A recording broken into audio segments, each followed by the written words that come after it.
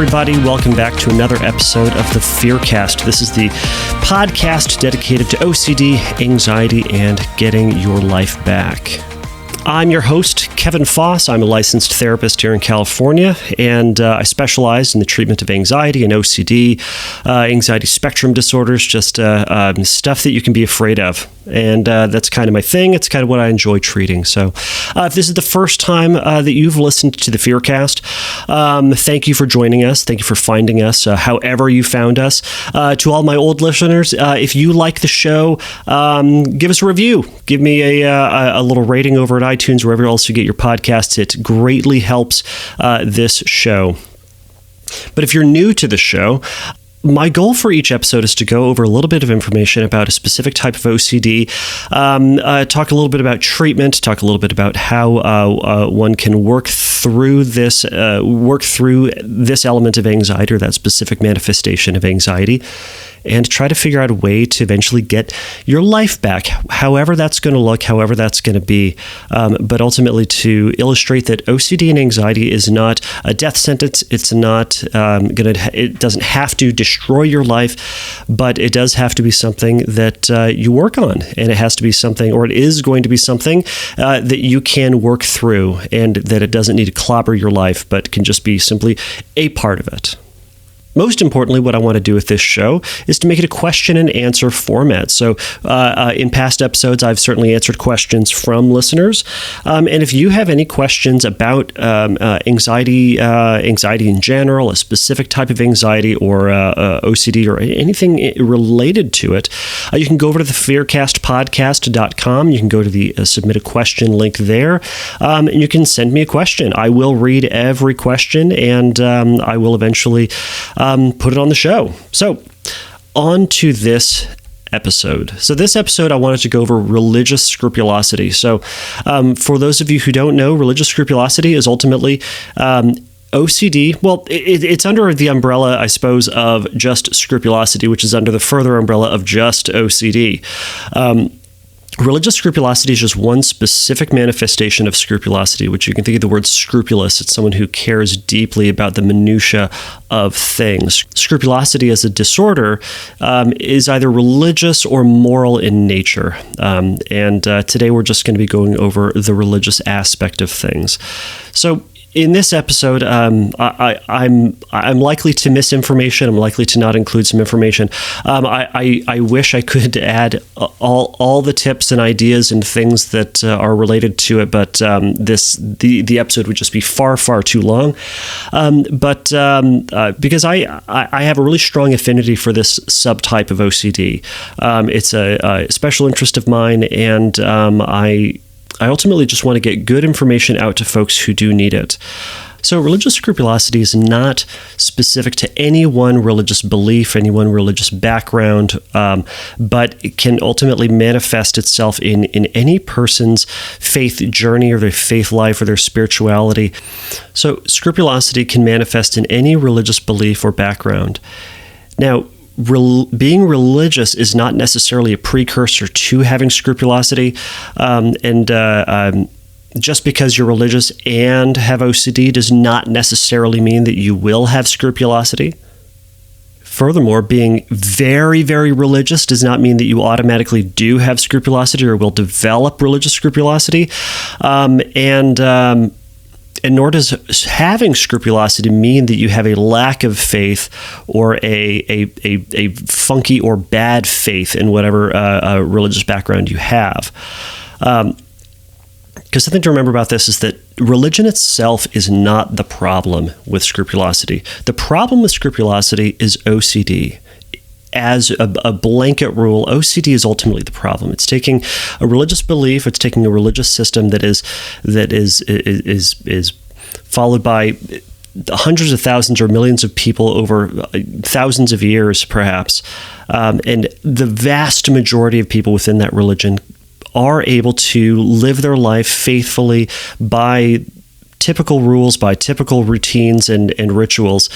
The problem is when OCD latches itself onto it, it starts to send it askew. It starts to make it start to make mountain out of molehills, and starts to just make ultimately faith not about your connection with God, but about the presence or absence of anxiety. Because when you think about the ultimate goal of treatment for religious scrupulosity, it's not to abandon your faith, it's not to make you super spiritual or not to follow a very rigid path, but ultimately it's to have you be able to live your faith life better. And I don't have a good definition of what that's going to look like for you, but it's ultimately going to be that the purpose of all of it, why you'd be challenging yourself, is so that you can get back to a faith life that is worth living, that feels like it has a genuine connection with God. Now, we're going to talk a little bit later on about some of the specifics, just like we talked about with every type of OCD. We're talking about how what the basis of OCD is, and then how scrupulosity, or how this manifestation of OCD, this subtype of OCD, presents itself both in the common obsessions, the common compulsions, or some of the common compulsions and obsessions, and then what treatment is going to look like with cognitive behavioral therapy and exposure and response prevention. We're also going to talk a little bit about mindfulness as well, as always, perhaps, because I find mindfulness to be incredibly helpful, uniquely helpful in religious scrupulosity, and I'll present a little bit why that is a little bit later. I also want to talk about some complications that I find in treating religious scrupulosity, because it's not a straightforward OCD treatment. You will certainly hear people talk about how you need to treat scrupulosity exactly the same way as you would treat every other OCD manifestation, and to a certain degree, I do agree with that. However, there are going to be some intricacies and nuances that I think can be helpful, especially for folks who are more conservative in their religiosity, or who are who find that doing exposures in a traditional fashion are going to be way too intense. So we'll talk a little bit about why that is. And then I want to give you a couple of tips on how you can help treat this, how you can help get through this. I'm going to give you two tools. One will be a link on the website, and one we'll talk about here. So before we even get into some of the OCD aspects, I want to just point out that religious scrupulosity is different from general religious doubt. Now, you can certainly have religious doubts while having scrupulosity, and genuine religious doubt is not always the same as scrupulosity. Faith in general, and just as a concept, is intimately interconnected with doubt and uncertainty. I mean, you can think about it as if we had all the certainty about the afterlife, or about God, or about the connection we have between other people, or any religious or spiritual concept, it wouldn't be called faith. It'd be called proof. It'd be called certainty. We would just know. It'd be completely obvious to everybody. But obviously, there's a little bit within this where our logic ends and the spirituality begins, and the gap between those two is our faith. So because faith is interconnected with doubt and uncertainty, it seems reasonable to assume that OCD is going to latch on to something that's confusing and uncertain and open for interpretation, and extremely personal, highly personal. And now, OCD doesn't necessarily have to grab onto our religious faith immediately at the beginning of our faith, nor at the end, nor in the middle. It can kind of surprise us whenever it's going to jump on. As one continues through their faith journey, they're going to go through various different stages of belief. Kind of the intensity of it, the depth of it, how rigidly they hold on to it, some of those steps are going to be how kind of amorphous and vague faith is, and that is one of the legitimate steps of the faith development. Something that a writer on scrupulosity has pointed out is that there is such a thing called developmental scrupulosity, and now this differs from just the straight up OCD scrupu that we're going to be talking about here. But developmental scrupulosity is going to be very common to people who are new to faith, and it often involves a more rigid and kind of black and white thinking of their beliefs, and also a black and white view of the execution of the religious doctrine. Someone who's very brand new is going to hold to a very literal interpretation, likely speaking, that is, of what they're learning in their faith. And, what religious text they're reading, they're likely to follow it pretty strictly.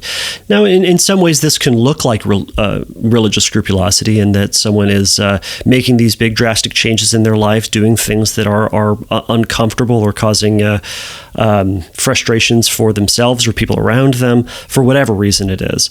And it's often more as a drive to get closer to God, and there isn't necessarily at the very beginning this huge anxiety or fear component to it, but it's this kind of dogmatic just drive to try to do it all right. Oftentimes this fades over time, and their faith becomes more kind of gray and nuanced, meaning it doesn't become as rigid as it was at the very beginning. But again, this is going to differ from religious OCD. So again, what is religious OCD? Well, let's go back to the OCD cycle, as always. So, as we talked about before, everything that you and I are ever going to do is essentially neutral. It's neither good nor bad, right nor wrong. It just is. So, you and I might experience something, think something, see something, and that might trigger this what-if thought or this if-then sort of proposition. It's this feared story that your brain's going to tell you.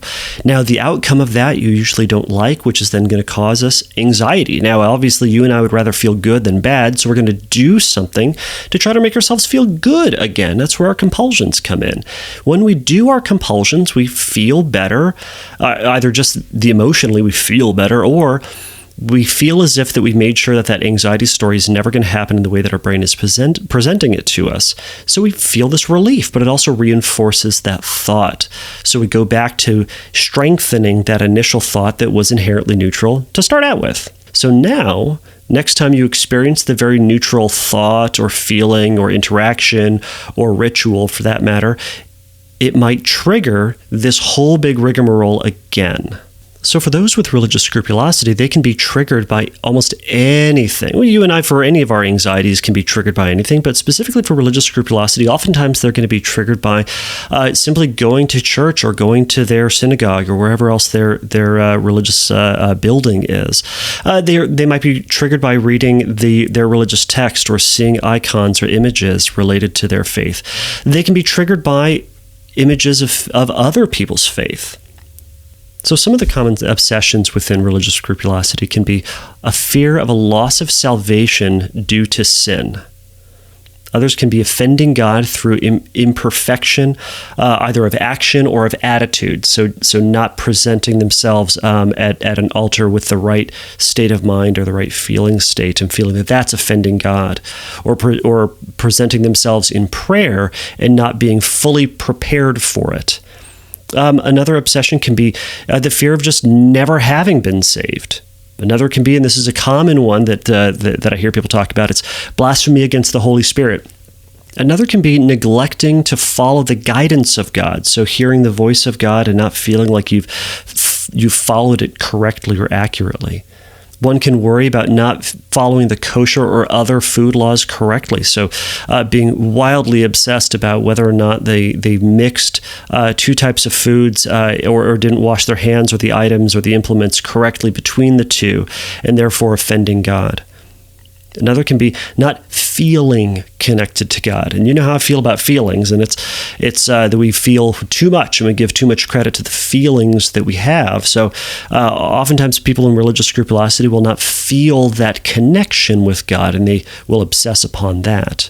Others will question their past intentions when they were doing something. When they were doing something, they'll think about whether or not they came at it with the right mindset, they came at it with the right heart, something to that effect. Two more, sexual thoughts or images about religious people, characters. This is very common. And lastly, another common one is simply having intrusive thoughts of a blasphemous nature. Now, this is intentionally vague because it's either typically considered blasphemous or the person believes it is blasphemous. So either way, they feel like they are offending God. Now, as a side note, one way to think about religious scrupulosity is ultimately religious scrupulosity or scrupulosity in general is a very elaborate harm OCD. But the person is afraid not of physically harming somebody, but afraid of harming God or harming God's feelings or harming the connection between yourself and God. So I don't know if that's helpful in your recovery, but you can think about it as, what are you afraid of in terms of harming? And what are you doing to try to prevent this harm from happening? Now, which brings us to common compulsions. Some common compulsions in religious scrupulosity are going to be repetitive prayers compared with others within the same faith tradition. Now, sometimes within a religious tradition, there will be inherently repeated prayers, or repeated prayers to a certain number, or repeated prayers in a certain fashion. Someone with religious scrup is going to be doing them to an excessive amount, to the point where it's no longer considered religiously typical, and is also going to be pulling them away from a genuine connection. But again, it's this fight with this discomfort. Another compulsion will be rereading texts for full understanding, repeating prayers just perfectly or just right. Either saying it just right or getting to a just right feeling is very common. Similarly, repeating religious rituals just right or to a just right feeling is very common. Mentally reviewing one's emotional state in the present or with previous behaviors, again, trying to make sure that their intentions were right, but they'll think about and ruminate about how they felt and how they likely would have felt, things like that. Can be asking religious authorities, pastors, priests, rabbis, imams, etc., asking them the same questions or similar questions about their understanding of a verse or a concept. Also asking whether or not they've sinned or whether or not X, Y, or Z is in fact a sin, but asking that question over and over and over again. Lastly, and this is also incredibly common, and also one of the first ways that they identified religious scrupulosity, which was going to confession repeatedly. And also, this can also happen both formally and informally, meaning one of the compulsions can be confessing to a friend, and it can just sound like, hey, I totally did this, which doesn't sound like straightforward confession, but it's ultimately being used as confession. So typically, treatment for all OCD is going to be cognitive behavioral therapy and exposure and response prevention.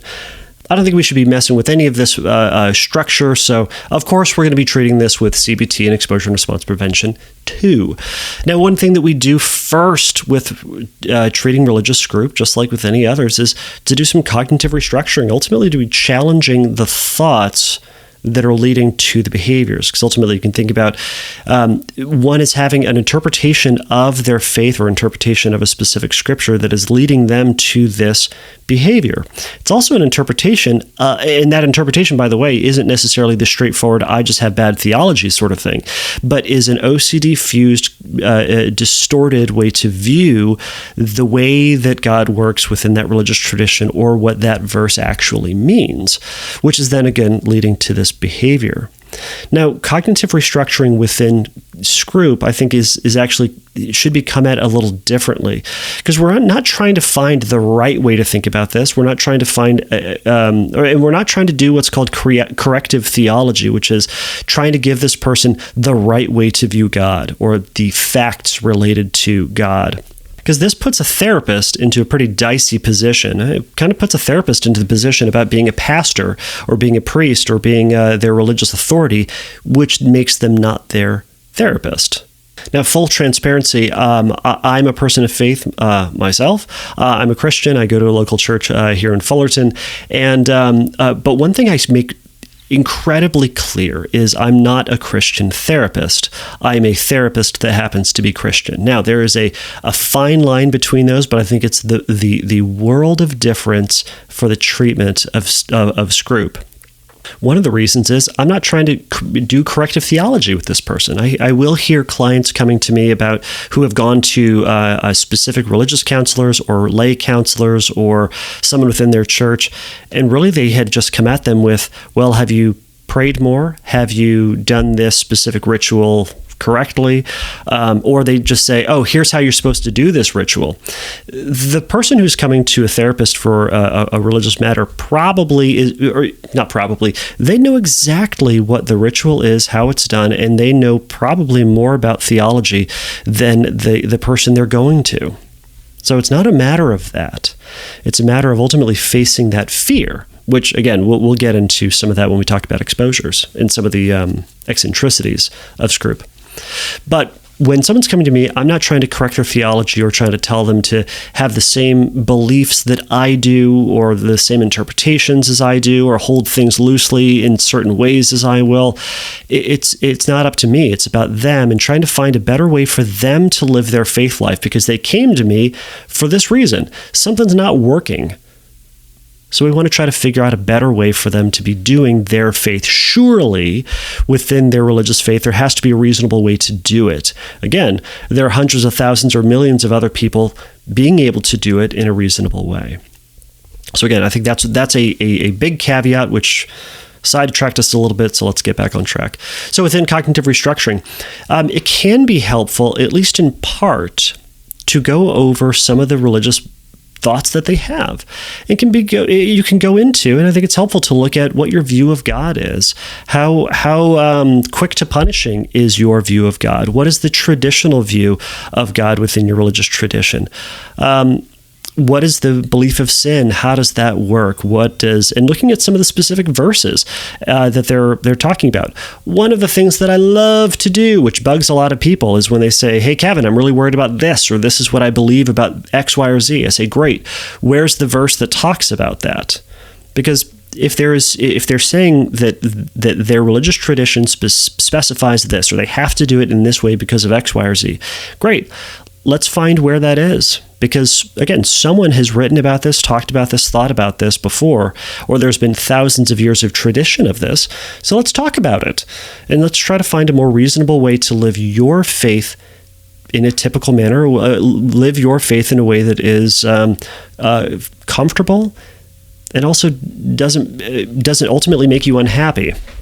And ultimately doesn't detract from the happiness in your life or detract from the meaningfulness that religion can give you. Now, all of this can quickly become very, very compulsive because, again, the person who's coming to see me, if you are listening to this and you are experiencing religious scrupulosity, I know that you have thought about these concepts a gazillion times.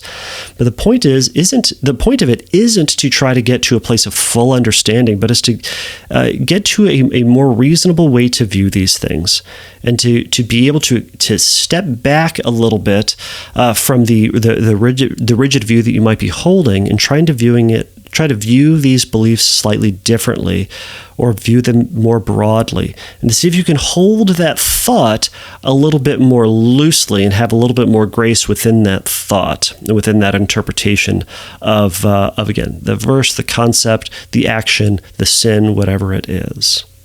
I think a good way to start challenging these thoughts is to start taking a step back by thinking, what is the rational, logical, reasonable person within my faith? What do they think about this concept or idea? And what I'll do is I'll talk with someone about who in their congregation or their religious group do they trust. Who do they think is pretty reasonable, pretty down to earth, and also very knowledgeable about their faith? And I'll ask them, well, what does that person think about this concept? And I'll get their answer, and then I say, okay, well, great, let's go forward with that concept. What's stopping you from functionally living this out? And oftentimes they'll cite this other thought they'll have, or this kind of, really it's where their feared story comes in. It's either a misinterpretation of that concept, or it comes down to this feeling that they have, which leads to their compulsive behaviors. If you're working with a therapist who doesn't know a whole lot about religious scrupulosity, you may want to have a chat with them about what compulsions are and reassurance seeking. Because the cognitive restructuring within religious scrupulosity can become, as I said, very compulsive. It can be a very quick, slippery slope to getting into the very interesting but ultimately unhelpful conversation about faith, about your faith, and about how it all works. And by having these conversations over and over and over again, it stops you from embracing it, stops you from actually doing exposures and ultimately getting better, because again, you're just going back through the same thing that you've always done. So really, it's going to be helpful. And sometimes when I'm working with someone, we'll spend some time in cognitive restructuring, and then we're going to quickly get out of it. and ultimately get to exposures as quickly as possible, but as quickly as reasonably possible. Because again, I want someone to have a reasonable understanding of what their faith actually is, and then to be able to take that leap of faith and do exposures. So exposures, as we've talked about, are going to be progressively getting closer and closer to what your fear is, while resisting doing any compulsions or doing anything that would ultimately undo or minimize or avoid the anxiety that's going to result from this. We've talked about this before. OCD isn't a thought problem necessarily, it's a feeling problem. It's an incredible discomfort with a thought, or an unwillingness to feel simply uncomfortable, or that, and I'll say uncomfortable. It can be incredibly painful. I don't want to try to minimize this, but it's not really going to be this thought problem, though again, there can be some of this. But you and I can oftentimes sit there and rationalize our way out of our fears and say why it doesn't make sense, or why it shouldn't be this way. But ultimately, your gut is saying it is this way. So we're trying to ultimately get used to that feeling that comes from it. So in developing your hierarchy for further exposures, it can also be really helpful to include a religious leader in this and to talk with them about possible exposures. Oftentimes for folks with scrupulosity, there's a misinterpretation of what is sinful and what is not sinful. Oftentimes there's more of a application to say that X, Y, or Z is a sin as opposed to saying X, Y, or Z is not a sin. So more things are sinful, so therefore I need to avoid more things, or to apologize for more things. So, including a religious leader can be incredibly helpful to ultimately take the list of exposures that you have, or the list of fears that you have, to go to a pastor, a priest, an imam, a rabbi, whoever it may be, again, that you trust, who you feel has a really good grasp of the faith, and also say knows about OCD, and talk with them about that. There are going to be a number of articles online about scrupulosity. Take one of them in, have them read it, and then hand them this list and talk about what of those things are genuine, is genuine blasphemy, is genuine sin, is genuinely a problem. And you can take those and kind of check those and talk about those with your therapist. If they say those things are genuinely blasphemous, talk about them with your therapist, and talk about them with your priest or your pastor. Again, and talk about whether or not that's something that you do need to do, or do you need to engage for progress. So again, yes, this can of course be reassuring, but and is not going to be applicable to all clients. However, it can be a helpful step. Remember, the goal is to ultimately face your fears and to act within your religious background or a religious faith as the typical person within your church or religious community. So some examples of exposures for religious scrupulosity can be praying in a specific manner. It can be praying a specific prayer imperfectly. They can be reading the Bible without going back to reread or to fully understand. They can be deliberately holding an unwanted images in mind, and this can be often, again, sexual, it can be blasphemous, it can be vulgar. And again, holding this image in mind while looking at a sacred object or an image, or simply just being in church. Another can be engaging in a religious service without forcing a connected or otherwise spiritual feeling. So ultimately sitting in church and feeling what you feel. Whether or not it's connection, whether it's anxiety, whether it's arousal, sexual arousal, whether it's nothing, but sitting there and being open to whatever it is that you feel. Another can be scripting actually offending God and receiving whatever punishment comes from that type of offense. Two more, saying feared words repeatedly until habituation. So some of these can be repeating the word blasphemy, reject, Satan, any of these words that trigger that anxiety, just repeating those words over and over and over again. Lastly, it can be wearing clothing or symbols, or simply being in the presence of images of other religions. Now, this can be triggering for a very specific type of person, but ultimately it's think about what it is that makes you nervous or makes you so scared in this, and think about facing that fear. Now, if you're listening to this and you're feeling really nervous, it's completely understandable. All of this is very nerve-wracking to a lot of people.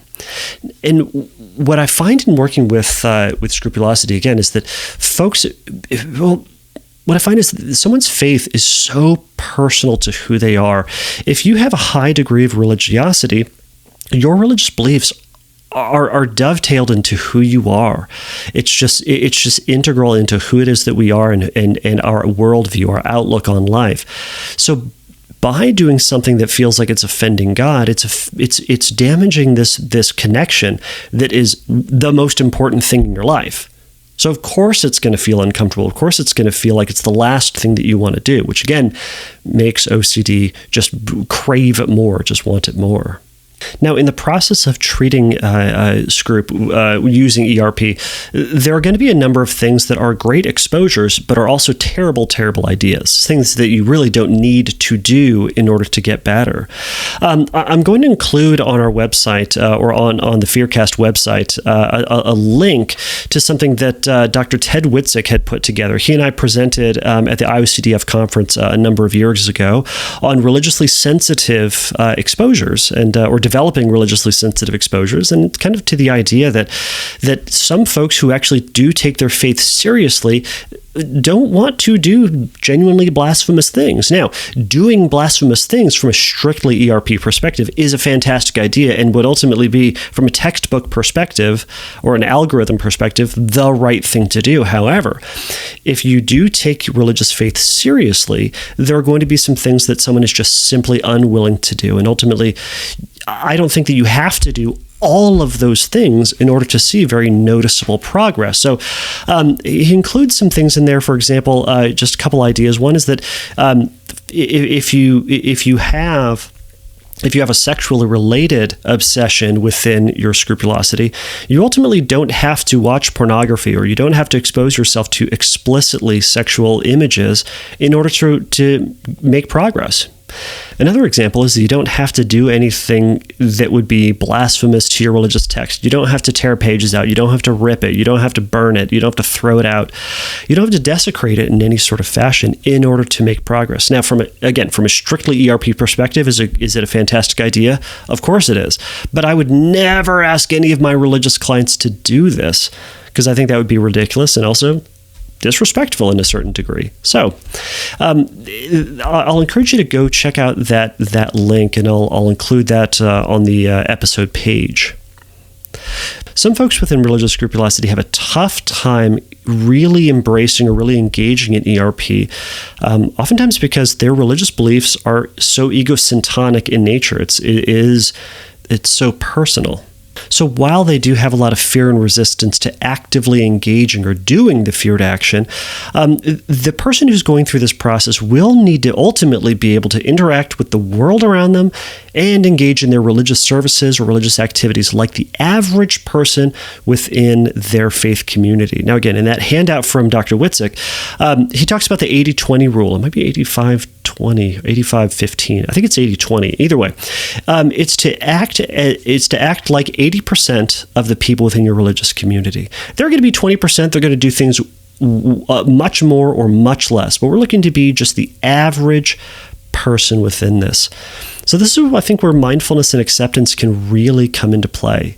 As we've talked about mindfulness before, what we're trying to do is to simply be present with what's happening right now.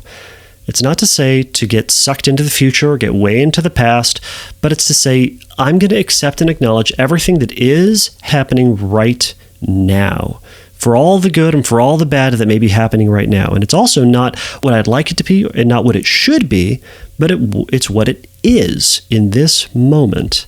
For those using mindfulness within Scroop treatment, some folks will tend to believe that you have to be accepting of the reality of the feared story. Whereas what we're trying to do isn't necessarily to accept the reality that what we're fearing is going to happen, but we're being accepting and acknowledging of the present-based emotion and physical response to that thought or that action. So as an example, for a Christian person, you don't need to be okay with the reality of losing your salvation or going to hell or no longer fearing Satan or offending God. But you do have to be tolerant of the thought or the feeling without engaging in the compulsions.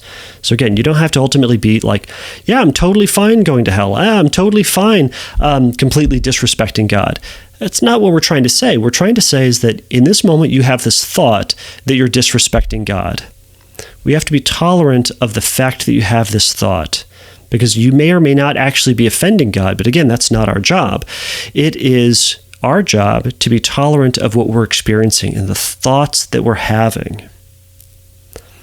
Now, to do all of this is obviously easier said than done, and it requires a lot of willingness to give yourself the permission to be present within that thought and that feeling, to resist doing anything that would ultimately undermine that, help you to ignore that, to undo it through prayer or thought suppression or things like that.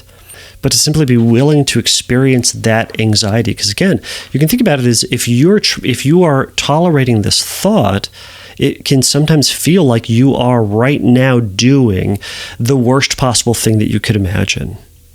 But just as a way to get started in treatment, we certainly don't have to embrace it as if we want it to happen or that it is happening or that it should happen, but that right now you're having a thought and you're having a feeling that we do need to tolerate that experience. One element of this, of course, that someone will have to consider is whether or not their religious tradition does or does not believe that thoughts by themselves are sinful. Now, there are going to be a few religious traditions out there and some kind of denominations or subtypes of those that are going to have different beliefs on this, but I'd encourage you, and this would fit within the cognitive restructuring piece, but to consider whether or not, and actually talk with your pastor about this, or your priest, or your rabbi, or your mom, about whether or not that your religious tradition actually believes the thoughts themselves are sinful. Now, further questions to this I would ask would be, does God know that you have OCD? Does God know what OCD is?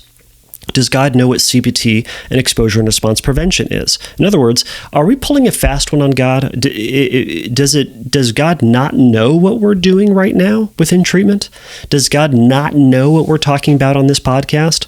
I can imagine that God ultimately would like you to be happy and to be fully engaged within your religious tradition and to seek that connection between you and God as best you possibly can. I can't imagine that God is just saying, oh, good, I'm glad he's having these thoughts that he can't get rid of, that he can't suppress, that he can't turn into something else. That makes me incredibly happy. That just doesn't sound like my understanding of who God is. So some of the main issues in treatment with scrupulosity that can ultimately make it difficult to make progress is, again, just in the fact that that religion to a lot of folks is very egocentric, and it's so central to who they are. So for some, they're going to be very ready to get on board with exposures, and they're going to be able to go for it.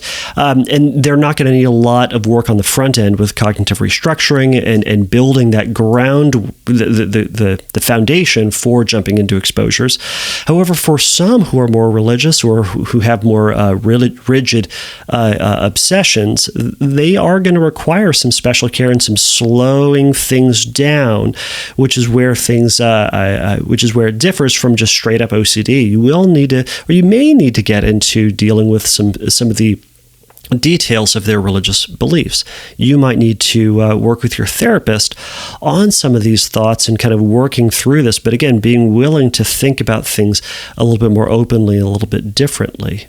And for this reason, then, treatment can take a little bit longer than just standard OCD. Now, lastly, I wanted to talk about ultimately motivation, meaning your motivation to get better, your motivation to engage in this process. Now, your progress is ultimately going to come down to how much work you're willing to do and how much you're willing to sacrifice to your OCD or not. Because ultimately, as I've said before, no one comes to me because everything's fine. No one goes to see a therapist because everything's going just great. Obviously, something's not working within the way that you're experiencing your religious tradition and the way that you're experiencing your thoughts and feelings. So obviously, something different needs to happen. But again, thinking about the motivation, think about why it is that you're doing this, because you're going to go to a therapist and you're going to hear me yammer on about how we're going to be ultimately doing things that right now you feel like are blasphemous or will result in loss of salvation, going to hell, things of that nature, terrible things, stuff that you ultimately don't want. Now, if you're okay with the amount of compulsions, the limitations on your social and occupational relationship life, and the amount of time it takes to read, to reread or to redo a religious ritual, if you're okay with the limitations that OCD has placed on your life via your religious beliefs, then you don't really have a whole lot of motivation to try to change or to try to do anything differently. In the process of doing exposures, again, we want to be thinking about that we're trying to embrace that feeling, and we're going to be doing things that are trying to embrace that feeling. I would encourage you that you resist trying to justify your compulsions in any sort of way, because you obviously are you are listening to this. If you are listening to this, and you do experience religious scrupulosity, you see how other people are living their faith, and you see how other people, or you've heard what the pastors have said or priests have said about X, Y, or Z, and you would like to do it that way, but your OCD says no, you can't, because you have this special thought, this special, or ultimately the rules don't apply to you. You have these special rules that you have to act in a certain way. But unless you're 100% certain or 100% happy with how things are going, I'd encourage you to challenge yourself and to try something different, to try taking a risk within all of this. Even if you're doubting just a little bit, perhaps you can try to trust God that God knows what's going on. God knows what you're doing, why you're doing it, and that ultimately you can trust that this will be okay, or that will likely be okay at the end of this. Now, one structure that I wanted to just place in this for everyone out there listening is actually pulled from Ian Osborne's book called Can Christianity Cure My OCD? Now, I think that the structure ultimately that he provides in how to approach cognitive behavioral therapy can be incredibly helpful. And this is just for anybody across the faith spectrum, so not just folks who are Christian or Catholic or any sort of other flavor in that. And so ultimately, first off, if you're looking for a great book on scrupulosity, Can Christianity Cure My Obsessive Compulsive Disorder is going to be a great resource. The Doubting Disease is also going to be a great book. If you are Catholic specifically, and I suppose if you are a Christian as well, finding Scrupulous Anonymous, they're an online newsletter. I think you can get them sent to you as well. But it's a newsletter that answers questions from folks about scrupulous issues and about religious issues. And it's a fantastic resource. And they've also produced a book with a number of questions that they've gone over in the past several decades, and it's called Understanding Scrupulosity. That will also be a very, very good resource for you. But going back to Ian Osborne's book, so his 3 steps I think can be incredibly important. So step 1 is going to be recognizing that the thought that you're having right now is OCD. So again, you've gone down this path before. You've experienced this thought a gazillion times before. This is not new to you. You've seen this movie before. So instead of arguing with it again, instead acknowledge that this is your OCD. It's the same sort of thought you've had a gazillion times before. So saying, you know what, likely speaking, this is my OCD thought. So once you do that, the second step is then deferring the responsibility of sin or of offense to God. Now, this is such an important step here. It's brilliant, but ultimately it's saying, instead of you being the person who's deciding that you are offending God or deciding that you are the one doing this horrible sin, instead, transfer that over to God. Maybe let God do God's stuff. And God's stuff is deciding what is and is not sin, not us. Ultimately, you can think about God as the one who will be offended. It's up to God whether or not he's actually offended or not. You can think about it this way. You could come up to me and you could say horrific things to me, terrible things that may or may not be true about me, make accusations about me, trying to hurt my feelings. But ultimately, it's up to me whether or not I'm offended, not you. If you're trying to hurt my feelings, you could say all you want, but it might not hurt my feelings. Similarly, you could say something accidentally that you might think will hurt my feelings, but again, it will still come down to whether or not I'm going to take offense and then whether or not I am going to take action on that offense. Now, that is God's job, not ours to police ourselves. Likely speaking, the person with religious group is taking that responsibility upon themselves. One of the common cognitive distortions that comes down with this is hyper-responsibility, meaning is taking responsibility that isn't ours upon our own shoulders and making a decision when we don't need to. This is especially the case with scrupulosity. So within that, it's to say, God is going to be the one who decides whether or not he's offended with my action right now, with whether or not my exposure is genuinely blasphemous or genuinely wrong. But again, realizing or reminding yourself, God knows what OCD is, what exposure and response prevention is, and all of that. So, and ultimately, again, God ultimately would like you to be happy and fulfilled and to be able to pursue that relationship fully without being bogged down by anxiety and without anxiety being the proxy for whether or not, or without anxiety being the benchmark for whether or not you are genuinely connected within that relationship. Now, the last step. So the first one, recognizing this is OCD. Step 2, sending or deferring that responsibility for sin over to God. And step 3 is to make the leap of faith, to step out in faith and do the exposure. Again, ultimately, you can do all of your exposures as acts of faith, recognizing that you know that God knows what's going on. You know that God is forgiving. You know that God knows what you're about, knows what this process is, and you're trusting that, not the ridiculous voice of OCD that's telling you you're always going to be condemned.